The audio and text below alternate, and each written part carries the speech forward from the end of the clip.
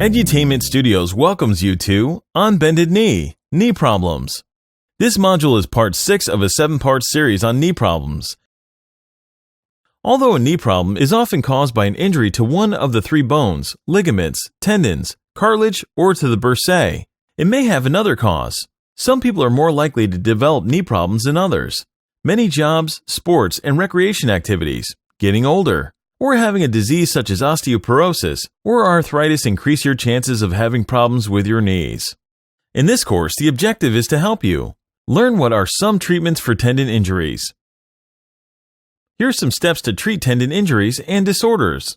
You need to rest the affected area and avoid any activity that may cause pain. It is very important to get enough sleep and try to maintain your overall health and fitness. It is okay to continue exercising, but only in ways that do not stress the affected area. Tendons require weeks of additional rest to heal. You may need to make long-term changes in the types of activities you do or how you do them. It will help to apply ice or cold packs as soon as you notice pain and tenderness in your muscles or near a joint. You should apply ice 10 to 15 minutes at a time, as often as twice an hour for 72 hours. You can continue applying ice as long as it relieves pain. Although heating pads may feel good, ice will relieve pain and inflammation. Elevation involves taking advantage of gravity.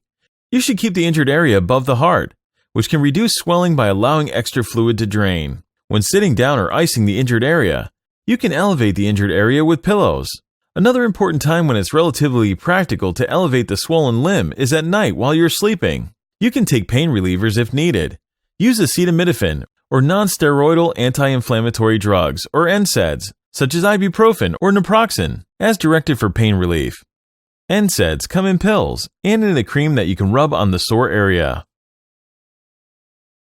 You'll need to do range of motion exercises each day. This can be accomplished by gently moving your joint through its full range of motion, even during the time that you're resting the joint area. This will prevent stiffness in the joint. As the pain goes away, continue the range of motion exercises and add other exercises to strengthen the muscles around the joint. You can gradually resume your activity at a lower intensity than you maintained before the symptoms began. It is always a good idea to warm up before and stretch after the activity. If exercise has caused your tendinopathy, you can try alternating with another activity. If using a tool is the problem, you should try alternating hands or change your grip. The goal is to increase your activity slowly. Stop if it hurts. You should apply ice after the activity to prevent pain and swelling. Avoid tobacco smoke. Tendon injuries heal more slowly in smokers than non-smokers. Smoking delays wound and tissue healing.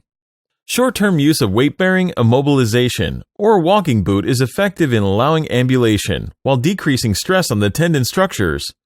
Cast immobilization with a short leg non-weight-bearing cast for 4 to 6 weeks with the foot in plantar flexion and inversion is an alternative treatment for acute peroneal tendon dislocation. In situations where physical therapy has not resolved symptoms, the doctor might suggest a few alternatives. Dry needling. This procedure involves making small holes in the tendon with a fine needle to stimulate factors involved in tendon healing. Ultrasonic treatment. This minimally invasive procedure uses a small incision to insert a special device that removes tendon scar tissue with ultrasonic sound waves. Surgery. Depending on the severity of their tendon injury, surgical repair may be needed, especially if the tendon has torn away from the bone.